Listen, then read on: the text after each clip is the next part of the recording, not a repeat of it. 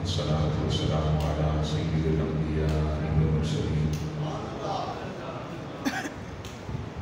أما بعد فأعوذ بالله من الشيطان الرجيم بسم الله الرحمن الرحيم لقد من الله على المؤمنين إذ بعث فيهم رسولا قال الله تبارك وتعالى في القرآن المجيد والقرآن الحميد ورفعنا لك ذكرك وقال النبي صلى الله عليه وسلم أول ما خلق الله نوري وقال النبي صلى الله عليه وسلم يا جابر إن الله تعالى قد خلق قبل الأشياء نور نبيك من نوره قال النبي صلى الله عليه وسلم كنت نبيا وآدم بين الماء والطين وقال النبي صلى الله عليه وسلم أرسلت إلى الخلق كافة وقال النبي صلى الله عليه وسلم لا يؤمن أحدكم حتى أكون أحب إليه من والده وولده والناس أجمعين إن الله وملائكته يصلون على النبي يا أيها الذين آمنوا صلوا عليه وسلموا تسليما ذرقات باوجبلا اللهم صل على سيدنا ومولانا محمد وعلى آل سيدنا ومولانا محمد مبارك وسلم نہایتی واجب الاحترام علماء اکرام عشاقان عظام یہاں جتنے بھی سرکار دوارہ علیہ السلام کے غلام بیٹھے ہیں انہیں عشق مصطفیٰ گھروں سے کھینچ کے لائے یہ محبت مصطفیٰ والے اور محبت مصطفیٰ ہر کسی کے نصیب میں نہیں ہے ہر کسی کی قسمت میں نہیں ہوا کرتی یہ جو محبت ہے نا یہ خاص دنوں میں بسا کرتی ہے بڑے ہوں گے محبتوں والے بڑے ہوں گے عشق رکھنے والے بڑے ہوں گے مجنوں بڑے ہوں گے دیوانے بڑے ہوں گے پروانے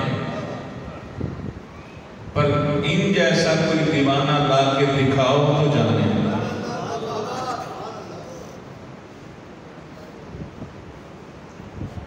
مجنوں مجازی عشق سسی پنو مجازی عشق ہیر رانجا مجازی عشق اصل حقیقی عشق تو یہ ہے محبت مصطفیٰ اور یہی محبت مصطفیٰ معرفت خدا تک لے جاتے ہیں یہ یاد رکھیں اور محبت مصطفیٰ تک پہنچنے کا بھی ایک ذریعہ ہے وہ ہے عشق اہل بیت جہاں عشق اہل بیت ہوگا وہیں محبت مصطفیٰ ہوگی اور جہاں محبت مصطفیٰ ہوگی وہاں معرفت خدا ہوگی اگر کوئی شخص معرفت خدا بندی چاہتا ہے یہاں بڑے لوگ ہیں بڑی دنیا ہے جو اللہ اللہ کرنے والی ہے اللہ کو ماننے والے ہیں اللہ سے مانگنے والے ہیں اللہ ہی دیتا ہے اللہ ہی لاتا ہے ایمان ہے ہمارا لیکن وہ ڈائریکٹ تو نہیں دیتا کبھی کسی نے کچھ ڈائریکٹ لیا ہوگا کچھ بھی لیا ہو ڈائریکٹ کہ رب نے مجھے ڈائریکٹ یہ عطا فرمایا بھئی میں نے رات کو دعا مانگی الہ العالمین مجھے عطا فرما 1 کروڑ روپیہ چاہیے صبح اٹھا چھت پھٹی ہوئی تھی اس کے سرانے 1 کروڑ پر ملا کبھی کسی کو نہیں ہیلا پیدا فرماتا ہے وسیلہ پیدا فرماتا ہے دیتا رب العالمین ہی ہے پر دیتا صدقہ مصطفیٰ سے یہ میں دنیا کی بات نہیں کرتا میں نے مثال دنیا کے لیے لیکن میں بات کوئی اور کر رہا ہوں یہ سمجھنے والے سمجھیں دیتا رب ہی ہے ایمان دے رب ہی عطا فرماتا ہے بھئی ہم جو ایمان والے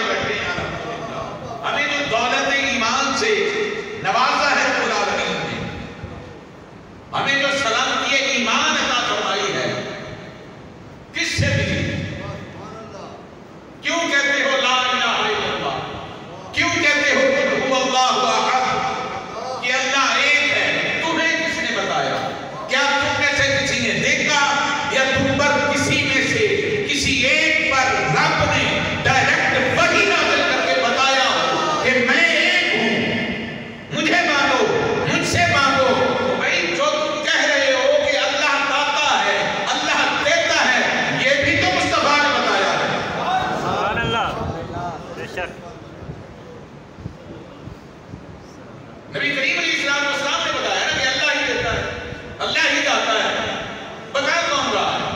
اس بات کا تم تک پہنچنے کا وسیلہ کون ہے؟ محمد مصطفیٰ۔ نعرہ تکبیر، نعرہ رسالت، اتنے عظمت مصطفیٰ۔ ذرا بھی بندہ مقام سید الانبیاء کو نہ سمجھ سکے، ہزاروں کتابیں لکھ ڈالی، ہزاروں تقریریں کر ڈالی اللہ کی وحدانیت پر، اللہ کے وحدہ لا شریک ہونے پر، اللہ کے لم یلد ولم یولد ہونے پر ہزاروں کتابات روز ہوتے ہیں، پر بھائی یہ تو بتاؤ نا، کوئی تو بتائے کہ تمہیں کس نے بتایا، تمہارے پاس یہ علم آیا کہاں سے؟ اور تم کبھی آدم علیہ السلام کا ذکر کرتے ہو، کبھی نوح علیہ السلام کا ذکر کرتے ہو، کبھی شیس علیہ السلام کا ذکر کرتے ہو، کبھی ابراہیم علیہ السلام کا ذکر کرتے ہو، کبھی اسماعیل علیہ السلام کا ذکر کرتے ہو، کبھی ہارون علیہ السلام کا ذکر کرتے ہو، کبھی یوسف علیہ السلام کا ذکر کرتے ہو، کبھی یعقوب علیہ السلام کا ذکر کرتے ہو، کبھی موسیٰ علیہ السلام کا ذکر کرتے ہو، کبھی عیسیٰ علیہ السلام کا ذکر کرتے ہو۔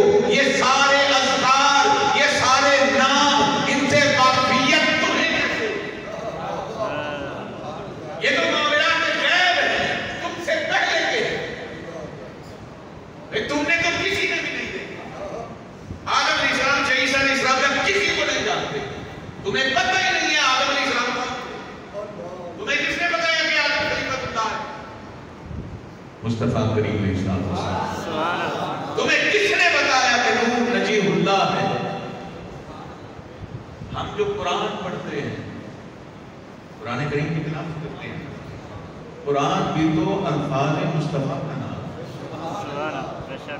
وہی نبی کریم علیہ السلام کی زبان اقدس سے جو لفظ نکلتے ہیں وہی قرآن، حدیث بھی مصطفیٰ کی زبان، قرآن بھی مصطفیٰ کی زبان۔ قرآن عطا کیا تو مصطفیٰ کی زبان سے عطا کیا، شریعت مصطفیٰ عطا کی تو مصطفیٰ کی زبان سے عطا کی۔ اب ہر حال میں ہمیں ماننا پڑے گا کہ ہمیں رب سے جو ملا مصطفیٰ کے وسیلے سے ملا، جو ملے گا مصطفیٰ کے وسیلے سے ملے گا، اور قیامت تک کسی کو کچھ بھی چاہیے تو وہ مصطفیٰ کے قدموں میں بیٹھے، مصطفیٰ کی بارگاہ میں آ جائے اور مصطفیٰ کریم علیہ السلام کا قرب حاصل کر لے، جو چاہتا ہے اسے مل جائے۔ سامعین، محفل میلاد مصطفیٰ صلی اللہ علیہ وسلم، سرکار دو عالم علیہ السلام کی ولادت کی خوشی، سرکار کے میلاد کی خوشی میں اس محفل کا اہتمام کیا گیا، اور یہ سالانہ محفل ہے۔ میلاد کہتے کسے؟ میلاد عربی زبان کا ایک سمپل سا لفظ ہے، وہ عربی بیٹھا ہے سعودی عرب میں جو رہتا ہے، عربی اسے اچھی آتی ہے، اس سے پوچھیں کہ میلاد کا مطلب کیا ہے؟ اردو میں اس کا مطلب ہے ولادت کی خوشی منانا، کسی کی بھی۔ میلاد ایک سمپل سا لفظ ہے، کسی کی بھی ولادت کی خوشی منانا اسے میلاد کہتے ہیں، اور انگلش میں برتھ ڈے کہتے ہیں۔ عربی میں میلاد، اردو میں ولادت کی خوشی، انگلش میں برتھ ڈے۔ کرتے ہو نا برتھ ڈے؟ سب کرتے ہو اپنے اپنے بچوں کی۔ تو نئے نویلے جوڑے ہوں جن کی 2 سال سے شادی کی، شادی کی اینیورسری بھی کرتے ہیں، شادی کی برتھ ڈے بھی کرتے ہیں۔ برتھ ڈے منانا جائز ہے، خوشی منانا ہے۔ بھئی اپنے بچے کی ولادت کی خوشی مناؤ، اپنی ولادت کی خوشی مناؤ، یہ جائز ہے۔ اپنی ولادت کی خوشی منانا جائز ہے، بچے کی خوشی ولادت کی خوشی منانا جائز ہے، مصطفیٰ کی آمد کی خوشی منانا ناجائز ہے۔ بدعت کے فتوے لگنا شروع ہو جاتے ہیں، یہ کہتے ہیں کہ بدعت ہے۔ بدعت کہتے ہیں کسے ہیں؟ پہلے یہ تو سمجھو، بدعت تو اسے کہتے ہیں تو جو نبی کریم علیہ السلام کی حیات طیبہ میں جو عمل نہ کیا گیا ہو، سرکار کے زمانہ پاک کے بعد شروع کیے گئے ہوں اور وہ دین میں داخل کر دیے گئے نئے عمل، اسے بدعت کہتے ہیں، جو سرکار کے زمانے میں نہیں تھا۔ بعد کے لوگوں نے انہیں اچھی لگی، انہوں نے وہ چیزیں دین میں داخل کر دی۔ اب یہاں اس مسجد میں جمعہ ہوتا ہے نا، ہر جمعہ ہوتا ہے، ہر جمعے دوسری اذان کس لیے دی جاتی ہے؟ مجھے کوئی مولوی، کوئی مفتی، کوئی محدث، کوئی مفسر دکھائے مجھے سرکار کی حدیث سے ثابت کر کے بتائے کہ سرکار دو عالم علیہ السلام کے زمانہ اقدس میں دوسری اذان ہوا کرتی تھی یا ایک اذان ہوا کرتی تھی؟ ایک ہی اذان ہوا کرتی تھی، دوسری اذان نہیں سرکار کے دور میں، دوسری اذان نہیں ہوئی صدیق اکبر رضی اللہ تعالیٰ عنہ کے دور میں، دوسری اذان نہیں ہوئی سیدنا فاروق اعظم کے دور میں، دوسری اذان کب شروع ہوئی؟ سیدنا عثمان غنی کے دور میں۔ یہ بدعت ہے، بعد میں شروع ہوئی، سرکار کے زمانے میں نہیں تھی۔ بدعت ہے، کیوں کرتے ہو نا تو اذان جب سرکار کے زمانے میں نہیں تھی؟ ہر مسجد میں دوسری اذان دی جاتی ہے۔ اس کی وجہ کیا ہے؟ اس کی وجہ یہ ہے کہ سیدنا عثمان غنی کے دور میں مدینہ طیبہ میں آبادی بہت زیادہ بڑھ چکی تھی، تو آپ ایک اذان کی آواز، اس وقت سپیکر نہیں ہوا کرتے تھے، ایک اذان کی آواز مسجد کے گرد و نواح تک قریب تک جایا کرتی تھی، دور تک آواز نہیں جایا کرتی تھی۔ تو ایک عمارت پر آپ نے ایک مؤذن کو مقرر کیا کہ دوسری اذان جا کے فلاں عمارت پر اونچی جگہ پہ کھڑے ہو کر زور سے اذان دو، تاکہ لوگوں کو پتہ چلے کہ جمعہ ہے اور جمعہ کی نماز کے لیے۔ مطلب ثابت اس سے یہ ہوا کہ اگر بعد میں بھی کوئی ایسی چیز، کوئی ایسا عمل شروع کیا جائے جس سے محبت دین میں اضافہ ہو، محبت مصطفیٰ میں اضافہ ہو، سرکار کے عشق میں اضافہ ہو، دین کے ساتھ تعلق اور وابستگی جڑ جائے، تو وہ عمل کرنا جائز ہے۔ صبح کی اذان دیتے ہیں، آپ سنیے نا صبح کی اذان، اس میں مؤذن کہتا ہے الصلاۃ خیر من النوم، کہتا ہے علماء کہتے ہیں تو کسی اور سے پوچھ لیجیے گا۔ الصلاۃ خیر من النوم سرکار کے زمانے میں نہیں تھا۔ مسجد نبی میں جب اذان ہوتی تھی، حضرت سیدنا بلال حبشی اذان دیتے تھے فجر کی، الصلاۃ خیر من النوم سرکار کے زمانہ اقدس میں نہیں پڑھا جاتا، یہ اذان کا حصہ ہے ہی نہیں۔ سیدنا ابوبکر صدیق کے زمانے میں بھی نہیں تھا۔ کب سے شروع ہوا؟ سیدنا فاروق اعظم کے زمانے سے۔ صبح کی نماز کا وقت ہوا، اذان ہو چکی، آپ کی آنکھ نہ کھلی، نماز کا وقت ہوا جاتا تھا، ایک صحابی رسول آپ کے دروازے کے باہر سے نکلا، گزرا، دیکھا کہ دروازہ بند ہے، مطلب امیر المومنین ابھی تک مسجد میں نہیں گئے، شاید نیند نہ آ گئی ہو، تو اس نے اونچی اونچی آواز میں کہا الصلاۃ خیر من النوم، نماز نیند سے بہتر ہے۔ اس کا مطلب ہے عربی زبان کا لفظ ہے نا، ہم شاید یہ سمجھتے ہیں کہ یہ بھی اذان کا حصہ ہے، لفظ جو عربی زبان کا ہے الصلاۃ خیر من النوم، نماز نیند سے بہتر ہے۔ اس نے کہا آپ کی آنکھ کھلی، جلدی جلدی مسجد نماز پڑھے۔ کئی دنوں کے بعد پھر نہیں رہا، آنکھ نہ کھلی، کوئی صحابی پھر گزرا، اس نے دیکھا دروازہ بند ہے، امیر المومنین مسجد نہیں آئے، اس نے پھر کہا الصلاۃ خیر من النوم، الصلاۃ خیر من النوم، نماز نیند سے بہتر ہے، نماز نیند سے بہتر ہے۔ جلدی جلدی اٹھے، وضو کیا اور جلدی جلدی مسجد نبوی۔ اس دن سے آپ نے نماز پڑھانے کے بعد حکم صادر کرتے، خلیفۃ المسلمین حکم صادر کرتے ہیں کہ بھئی یہ بھی نماز کا حصہ بنا ہے۔ اور آج کے بعد ہر اذان میں یہ ان الفاظ کا اضافہ کر دیا جائے الصلاۃ خیر من النوم، مطلب یہ بھی تو بدعت ہے، پھر نہ پڑھا کرے۔ اور میلاد مصطفیٰ نبی کریم علیہ السلام کے ذکر کی محافظ میں ثابت کرتا ہوں کہ صحابہ نے خود سرکار کے ذکر کی۔ اٹھاؤ بخاری مسلم، کیا نبی کریم علیہ السلام جب مسجد نبوی میں منبر مصطفیٰ پر جلوہ آرا ہوا کرتے تھے تو صحابہ کرام رضوان اللہ تعالی علیہم اجمعین کھڑے ہو کر مصطفیٰ کریم علیہ السلام کی موجودگی میں تلاوت قرآن نہیں کیا کرتے تھے؟ تلاوت قرآن صحابہ سے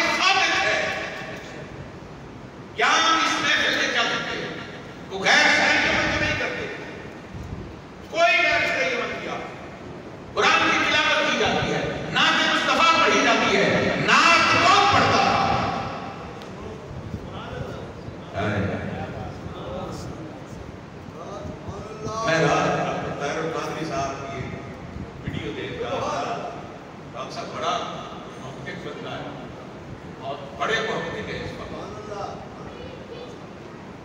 जो कह रहे थे सरकार के दौर में 37 नाथ खान हुआ करते थे, 37 नाथ खान सरकार के दौर में। और वो कह रहे थे मैं करीब उनके नाम भी उनकी नाते भी छापने वाला। लेकिन जो इतराज करते हैं नाते मुस्तफा पर, वो देखे तो सही, उन्हें पता तो चले कि मुस्तफा करीम अलैहिस्सलाम के जमाने में सरकार की मौजूदगी में सरकार की नाते पढ़ी जाती थी। हज़रत हसन इब्न साबित रज़ियल्लाहु तआला अन्हु क्या पढ़ रहे थे मुस्तफा करीम अलैहिस्सलाम की मौजूदगी में? वारसन मिन कलम तरकत आईनी वाजमर मिन कलम तरजिन निसाओ खुलिकत मुबर्रा मिन कुल्ली ऐब कान्नका कद खुलिकत कमा तशाओ। ये किसने नाम पढ़ी थी मुस्तफा करीम अलैहिस्सलाम की सरकार की मौजूदगी में साहबी रसूल ने? और हम यहाँ कर क्या रहे हैं? अब ये गुलाम सैयदुल अंबिया के गुलाम क्या कर रहे हैं? अल्लाह उसके महबूब का जिक्र कर रहे हैं। मैं सहाबा से साबित करूंगा कि सहाबा जब बैठा करते थे तो नबी करीम अलैहिस्सलाम का जिक्र किया, सरकार की शान में बयान किया करते थे, सरकार की अज़मत में बयान किया करते थे, सरकार के मोजज़ात एक दूसरे को सुनाया करते थे, ज़िक्रुल अंबिया की महफ़िल सजाया करते थे। और सहाबा हदीस में आता है कि सहाबा इकराम रिज़वानुल्लाहि तआला अलैहिम अजमईन अपने घरों में बैठकर अपने बच्चों को इकट्ठा करके मुस्तफा करीम अलैहिस्सलाम की शानें और रिफ़तें बयान किया। ये तो वो चंद बातें हैं जो एतराज़ करते हैं नबी करीम अलैहिस्सलाम की विलादत की खुशियां की। भाई किस लिए मनाए? कायनात में मुस्तफा से बढ़कर किसी की अज़मत हो तो उसकी मनाए। इस कायनात में अगर किसी की अज़मत है तो वो सैयदुल अंबिया की है। अल्लाह के बाद किसी की शान और रिफ़त है तो वो मुस्तफा करीम अलैहिस्सलाम की है। अब उनकी अज़मतें और शानें हम न बयान करें, हम न एक दूसरे को सुनाए तो कौन सुनाए? फरिश्ते तो करते हैं, फरिश्ते तो हम तो सना सरकार करते हैं, लेकिन हमारी भी तो ड्यूटी है। हमें जो इतनी करम नवाज़ी अल्लाह ने की है, हम पर जो अल्लाह रब्बुल इज़्ज़त ने एहसानात की बारिश की है, अताएं की हैं, रहमतों का नुज़ूल किया है, बरकतें दी हैं, इतना कुछ दिया मुस्तफा के सदके, और हम उस बात और नबी की आमद के चर्चे न करें। ये महफ़िल बाइसे बख्शिश भी हैं, बाइसे बरकत भी हैं, बाइसे निजात भी हैं। स्वामी इत्तिसाल 5-6 साल आगे पेश करूँगा, क्योंकि आप सब जानते हैं रबीउल अव्वल शरीफ है, सारे की नौकरी खुदा की कसम उठा के कहता हूँ, अल्लाह का खुदा मस्जिद मिंबर पे बैठ कर हम अपनी ड्यूटी देते हैं। हमको प्रोफेशनल मौलवी नहीं है, हमारा ये प्रोफेशन नहीं है, हमारा ये बिजनेस नहीं है। बड़े बिजनेस वाले मौलवी बड़े लोग लिखते हैं। हम तो मेरे बाबा जान हुजूर अल्लाह उनको सलाम हमारे सरों पर कायम आमीन। सारी जिंदगी उन्होंने खिदमत की है, नौकरी की है, और हमें छुट्टी हमें टिकने की लगी। बेलौस सरकार का जिक्र करते हैं कि इसलिए कि शायद हमारी बख्शिश और निजात का जरिया हमारी आखिरत का समान। पता नहीं कितनी खताएं की होंगी, पता नहीं कितनी गलतियां की होंगी, कितने गुनाह सरगर्द हो गए होंगे, तो हमारे पास एक ये तो रब की बारगाह में दिखाने के लिए होगा कि मालिक तेरे महबूब की हमदो सना किया करते थे, तेरे महबूब की तारीफ और तौसीफ किया करते थे, तेरे महबूब की अज़मतें और शानें बयान किया करते थे। तो साहिब जवाहिर और बिहार एक रिवायत में पेश करके फिर इजाजत चाहूंगा। आप लिखते हैं ये जो नबी करीम अलैहिस्सलाम के मीलाद की खास महफ़िलें होती हैं, ये बख्शिश का जरिया बनती है, निजात का जरिया बनती है। और अगर कोई भी शख्स नबी करीम अलैहिस्सलाम का गुलाम, सरकार का कलमा पढ़ने वाला, अपने घर में मुस्तफ़ा करीम अलैहिस्सलाम की विलादत बासादत के वक्त जो मोजज़ात का ज़ुहूर हुआ था, उनमें میں سے 10 موضے لکھ کر اپنے گھر میں رکھ لے گا، اس کا گھر ہر قسم کی آگ سے محفوظ ہوگا۔ سبحان اللہ۔ معجزات، نبی کریم علیہ السلام کی ولادت سعادت کے وقت معجزات کا ظہور ہوا۔ سرکار کی ولادت کے بعد بچپن سے لے کر جوانی تک معجزات کا ظہور ہوا۔ مصطفیٰ کریم علیہ السلام کے اعلان نبوت کے بعد بھی معجزات کا ظہور ہوا۔ وہ چاند کو 2 ٹکڑے کرنا، سبحان اللہ، معجزۂ مصطفیٰ، پھر چاند کو چھوڑ دینا، معجزۂ مصطفیٰ، ڈوبے ہوئے سورج کو واپس اثر پر لانا، معجزۂ مصطفیٰ۔ مصطفیٰ کریم علیہ السلام ابو جہل کی مٹھی میں کنکریوں کا کلمہ پڑھنا، معجزۂ مصطفیٰ۔ درخت کا جڑوں سمیت اپنے آپ کو زمین سے اکھاڑ کر سرکار کے لیے چھاؤں بنانا، معجزۂ مصطفیٰ۔ درختوں، پتھروں، دریاؤں اور سمندروں کا مصطفیٰ کی بارگاہ میں درود و سلام کے نذرانے پیش کرنا، معجزۂ مصطفیٰ۔ جنگل کے درندوں کا سرکار کی بارگاہ میں سلام پیش کرنا، معجزۂ مصطفیٰ۔ سبحان اللہ، یہ معجزات ہے مصطفیٰ کی حدیث کی کتاب میں ہے۔ اور وہ کہتے ہیں جس رات نبی کریم علیہ السلام کی ولادت پر میں نے پچھلے دنوں ایک ریسرچ پڑھی، ڈاکٹر کرسچن تھا، ڈاکٹر مائیکل نیکارن۔ وہ کہتے ہیں کہ میں نے 80 دنیا کے سب سے بڑے سائنٹسٹ اکٹھے، 80 سائنسدان اور دنیا کے جو بہترین ذہن تھے سارے میں نے جمع۔ میں نے انہیں ایک ٹاسک دیا، میں نے کہا اب سے لے کر پیچھے چلتے ہیں، اس دنیا میں بڑی بڑی آفات و بلیات آئی، طوفان آئے، بڑی بڑی وبائیں آئیں، بڑے بڑے بیماریاں آئیں۔ اب تو ہم ان پر کنٹرول کر لیتے ہیں، بھئی اس سے پہلے کون کون سی آفات آئیں، کب کب آئیں۔ وہ ریسرچ کرنے بیٹھ گئے 80 سائنٹسٹ، اور کیسے ریسرچ کرتے ہیں؟ انہوں نے تاریخ کی کتابیں پڑھی، حضرت عیسیٰ علیہ السلام کو پہنچے، عہد نبوی سے بھی پہلے تک، کیونکہ عیسائی تھے، انہوں نے اپنے مطلب کی چیزیں نکالنی تھی، اپنے مطلب کی چیزیں اخذ کرنی تھی۔ تو وہ ڈاکٹر لکھتا ہے کہ ہم ریسرچ میں ایک ایسی جگہ پر پہنچے کہ طوفان نوح کے بعد سب سے زیادہ جو نقصان ہوا تھا وہ 536 عیسوی میں ہوا تھا۔ طوفان نوح کے بعد سب سے زیادہ نقصان 536 عیسوی۔ یہ وہ دور، ایسا دور تھا عیسیٰ علیہ السلام کے آسمان پہ اٹھائے جانے کے بعد 536 سال بعد ہوا کیا؟ ایک آتش فشاں پہاڑ بہت بڑا وہ پھٹ گیا، اس میں سے گرد اتنی نکلی، اس میں سے دھواں اتنا نکلا کہ اس نے دنیا کے 1/3 حصے کو اپنی لپیٹ میں لیا، اور وہ اتنی گرد تھی، اتنا دھواں تھا شدید کہ اندھیرے کے بادل چھا گئے، سورج جب نکلتا پتہ بھی نہ چلتا کہ کب سورج نکلا کب غروب ہو گیا۔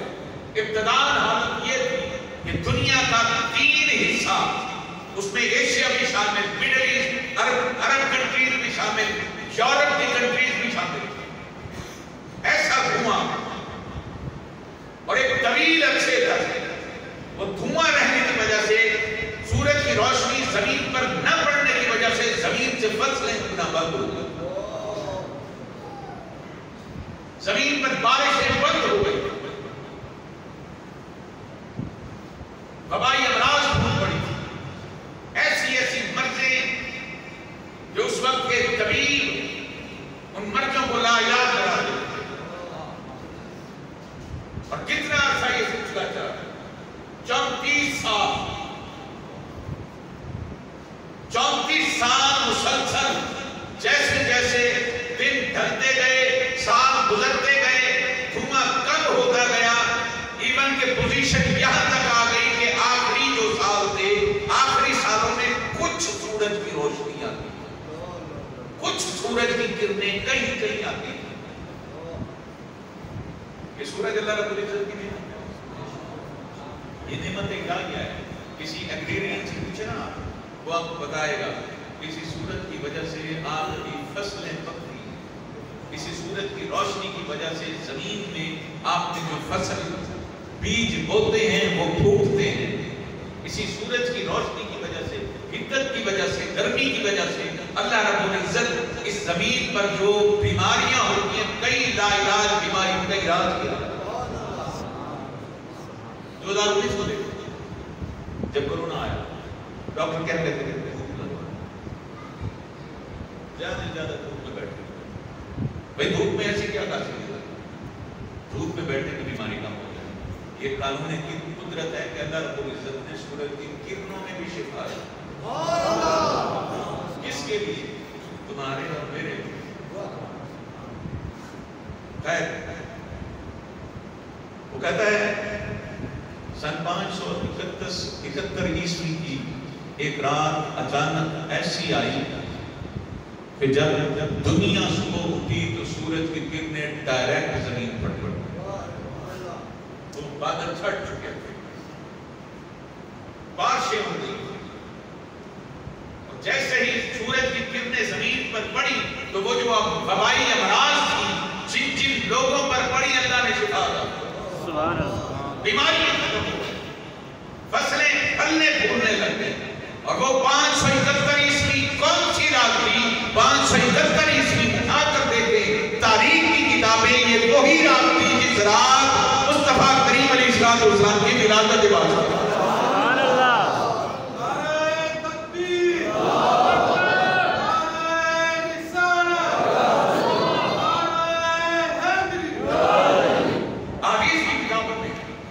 جس رات نبی کریم علیہ السلام کی ولادت ہوئی، اللہ رب العزت نے جبریل امین کو حکم فرمایا کہ جبریل کائنات میں جتنے بھی مریض ہیں تمام کو شفائیں عطا فرما. کائنات میں جتنے بھی بے اولاد ہیں سب کو اولادیں عطا فرما. اور جتنے بھی عورتیں باز ہیں ان کو بھی بیماری سے شفا، ان کو بھی اولاد، سب کو بیٹے عطا کرتے ہیں. اور وہ پورا سال محدثین فرماتے ہیں اس پورے سال جس ماں نے بھی اولاد جنی اس کا بیٹا پیدا ہوا. یہ معجزہ مصطفیٰ ہے. بیماریاں ختم. خیر یہ سرکار کا ذکر تو ایسا ہے کہ ساری رات ساری زندگی بھی گزر جائے. سبحان اللہ. یہ عظمتیں ختم نہ. میں وہ ایک بات پیش کر کے صاحب جواہر البیان میں لکھا کہ جس نے بھی 10 معجزے نبی کریم علیہ السلام کی ولادت کی رات والے 10 معجزات لکھ کے اپنے گھر میں رکھے، اس کا گھر ہر قسم کی آگ سے محفوظ، صرف ماچس والی آگ نہیں، حسد کی آگ سے محفوظ، بے برکتی کی آگ سے محفوظ، بے راہ روی کی آگ سے محفوظ، بیماریوں کی آگ سے محفوظ. وہ گھر ہر قسم کی امان میں آ جائے. کون کون سے معجزات سرکار کی ولادت بادشاہت کی رات کون سے معجزات کا ہوا؟ نبی کریم علیہ السلام کی ولادت بادشاہت جب کی اللہ رب العزت نے پورے جہان کو منور کر دیا. نبی کریم علیہ السلام کی والدہ ماجدہ طیبہ طاہرہ سیدہ آمنہ سلام اللہ علیہا آپ فرماتی ہیں کہ بیٹھی مکہ میں تھی جب میرے محبوب کی میرے پاک بیٹے محمد مصطفیٰ صلی اللہ علیہ وسلم کی ولادت بادشاہت ہوئی. خرج منی نور، وہ ایسا ہے کہ اس کی نورانیت سے پورا جہان چمک رہا ہے. فرماتی ہیں بیٹھی مکہ میں تھی، شام کے محلات کو مکہ میں بیٹھ کر دیکھا. اب ایمان سے بتائیں یہاں بیٹھا ہوئی بڑی تیز روشنی ہو، یہاں سے دیکھے کتنی دور تک دیکھے. بھئی راستے میں دیواریں بھی آگے ہوئی، آپ بیٹھی بھی حجرہ آمنہ میں تھی، دیوار تھی، آگے بھی کئی گھر تھے، راستے میں پھر وہ پورا مکہ اس دور میں پہاڑوں سے گھرا ہوا ہے. اب تو کاٹ دیے گئے ہیں پہاڑ توڑ کر شہر آباد کر دیا گیا. اس وقت پہاڑوں میں گھرا ہوا تھا پورا مکہ. اب راستے میں پہاڑ بھی آئے، راستے میں درخت بھی ہوں گے، راستے میں کئی عمارات بھی ہوں گی، نورانیت اسے کہتے ہیں، سبحان اللہ، نور اسی کو کہتے ہیں کہ مکہ میں بیٹھ کر شام کے محلات کو دیکھ لینا، یہ نور ہے۔ روشنی تو سورج کی بھی ہوتی ہے، روشنی تو چاند کی بھی ہوتی ہے، وہ روشنی نہیں تھی، وہ نور مصطفیٰ کی جھلک۔ یہ معجزہ مصطفیٰ۔ پھر سرکار دو عالم علیہ السلام، نبی کریم علیہ السلام کی ولادت باسعادت جب ہوئی، سرکار کو ناف مریدہ پیدا کیا گیا۔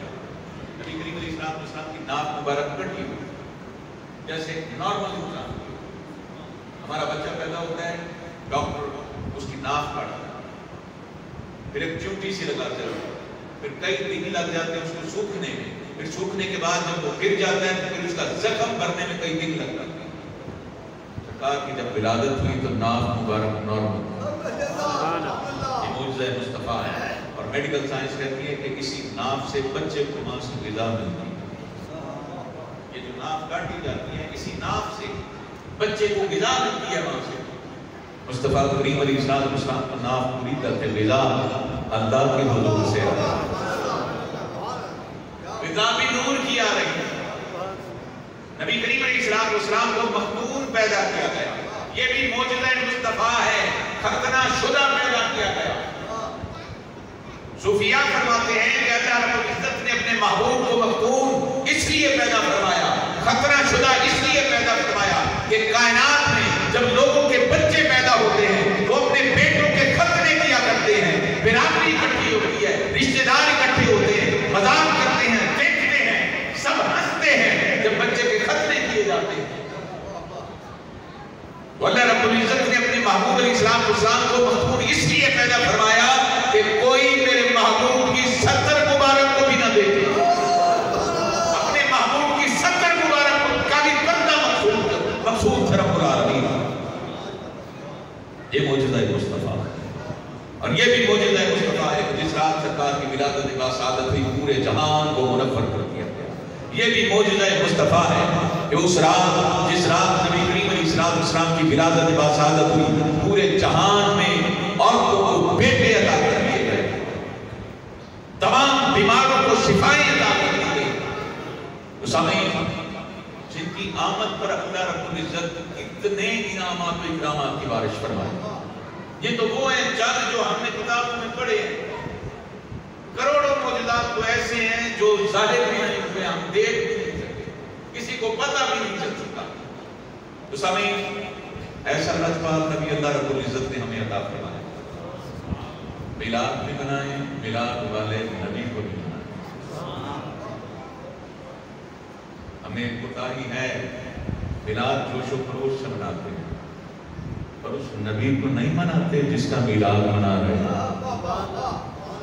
اس نبی کو بھی تو مناؤ نہیں، جس کا کلمہ پڑھتے ہو، جس کا کلمہ پڑھ کے چھاتی چوڑی کر کے کہتے ہو کہ ہم مسلمان ہیں، سید الانبیاء کے غلام ہیں، غلامی کا حق بھی تو ادا کرنا ڈیوٹی ہماری، اس غلامی کا حق ادا کرو۔ کس طرح اپنے کردار کو مصطفیٰ کریم علیہ السلام کی سیرت طیبہ کے سانچے میں ڈالو۔ تمہارا چال چلن، تمہارا اٹھنا بیٹھنا، تمہارا کردار، تمہاری گفتار، رفتار، سیرت، صورت میرے آقا کے اسوہ کامل کے مطابق، پھر ہے محبت مصطفیٰ، پھر بنتا ہے تمہارا میلاد۔ اگر سرکار کی سیرت پر عمل نہیں کر سکتے تو پھر میلاد کی چھوڑ، کس لیے منا رہے ہو؟ یہ دکھاوا کر رہے ہو، لوگوں کو دکھانے کے لیے، دکھانے کے لیے کہ ہم میلاد آتے ہیں، میلاد منانے میں میلاد مناؤ تو سیرت پر عمل بھی تو کرو، وہ کس نے کرنا ہے؟ سیرت مصطفیٰ، مصطفیٰ کریم علیہ السلام کی سنتیں، آقا دو جہان علیہ السلام کی مبارک عادات مبارکہ، نبی کریم علیہ السلام کا اخلاص کا درس دینا، اخلاق کا درس دینا، نبی کریم علیہ السلام کا ہمسائیگی کے حقوق کا درس دینا کس کے لیے تھا؟ نبی کریم علیہ السلام کا حکم دینا کہ ایمانداری سے توڑو، صادق اور امین بن جاؤ، یہ کس کے لیے حکم ہے؟ ہم سب کے لیے۔ وہ ہمیں یہ بھی کوشش کرنی چاہیے کہ ہم جب کل رسول اللہ کی بارگاہ میں پیش ہوں تو منہ دکھانے کے قابل ہوں. ایسے رہا کرو کہ کریں لوگ آرزو, ایسا چلن چلو کہ زمانہ مثال دے. دنیا کو پتہ لگے کہ یار محمد مصطفیٰ کے نام پر رہتے ہیں. کسی علاقے میں دنیا کے کسی کونے میں مصطفیٰ کریم علیہ السلام کے غلام رہتے ہیں. دنیا کو پتہ چلے یہ کیا پیدا ہوئے آئے, دنیا میں دکانداری کی, ویوپار کیا, پیسہ اکٹھا کیا, بچوں کے لیے چھوڑا اور مر گئے. پتہ ہی نہیں کیا ہوا, قبروں کے نشان مٹ گئے. ایسی زندگی گزارنا جیسے داتا گنج بخش علی حجویری نے, ایسی زندگی گزارنا جیسی بہاولت ذکریہ ملتانی نے گزاری, شاہ سلیمان قاسمی نے گزاری, قبلہ عالم بہاروی نے گزاری, خواجہ فرید نے گزاری, بابا فرید نے گزاری, حضرت لال شہباز قلندر نے گزاری, حضرت سیدنا عثمان مربندی آپ کا نام. اور لوگوں نے عجیب ایک ان کے نام کا سسٹم چل رہا ہے, وہ جو قلندری ہیں آج کر کے. توبہ میں وہی وہ سید زادہ ہے اور وہ باشرہ سید زادہ ہے. یہ وہ شخصیت ہے حضرت سیدنا عثمان مربندی کے جنہوں نے حضرت بہاولت ذکریہ ملتانی کے درس میں شیخ الحدیث ہوا کرتے تھے. دار الافکار کون چلاتا تھا؟ حضرت سیدنا عثمان مربندی لال شہباز قلندر چلایا. فتوے دیا کرتے تھے, عالم کیا. ہم نے کیا بنا دیا؟ قلندر بنا دیا, ملنگ بنا دیا, بند پیتے. اور آپ کو بتائیے یہ وہ شخصیت ہے جنہوں نے ساری زندگی شریعت مصطفیٰ پر عمل کیا اور درس بھی شریعت مصطفیٰ پر. اب کوئی بندہ ان کا نام لے کر قلندری بن جائے, نام کرے استعمال سید زادے کا, اور یہاں خرافات بنتا پھرے, خرافات کرتا پھرے, حرام کاریاں کرتا پھرے. ایسے لوگوں سے محفوظ رہی, ایسے لوگوں سے بچے. یہ اللہ والے میں نے کسی پر ہٹ نہیں کرتا. میں گیا وہاں آدمی تھی, میں نے بادشاہ باز قلندر تھا اور حضرت سیدنا شیخ صدر الدین بادشاہ چکر شریف, آپ کے والد گرامی حضرت سید بدر الدین باقی, یہ ہمارے آبا و اجداد ہیں, ہم انہی کی اولاد میں سے. سبحان اللہ. تو میں کہہ رہا ٹوپی پہنی ہوئی ماڑی گیا وہاں جا کر تشریف پڑھا. تشریف پڑھنے کے بعد ایک بندہ آیا, کہتا کہاں سے آیا؟ شیعہ سنی کہ بابا جی تو شیعہ تھے. شیعہ ہونے کی دلیل تیرے پاس کیا ہے؟ میں نے کہا یہ وہ علم لگا ہوا ہے, ہاں ادھر یہ نکارہ لگا ہوا ہے. میں نے پوچھا, میں کہ یہ مسجد کیوں کھڑی ہے؟ یہ مسجد ادھر کیوں کھڑی ہے؟ یہاں تو امام باڑا ہونا چاہیے, یہ مسجد یہاں کیوں کھڑی ہے؟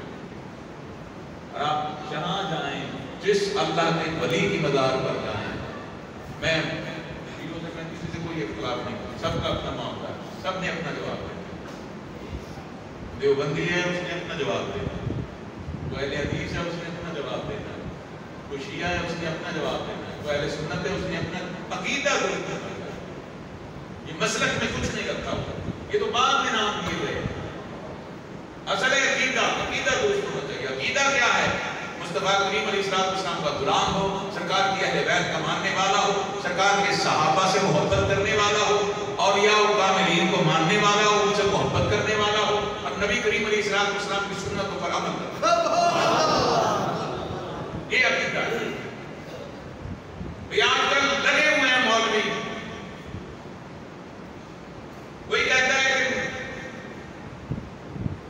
ابو بکر صدیق رضی اللہ تعالیٰ عنہ کی فضیلت زیادہ ہے, کوئی کہتا ہے مولا علی کی فضیلت زیادہ ہے. اس جمیلے میں پڑے ہوئے, تمہارا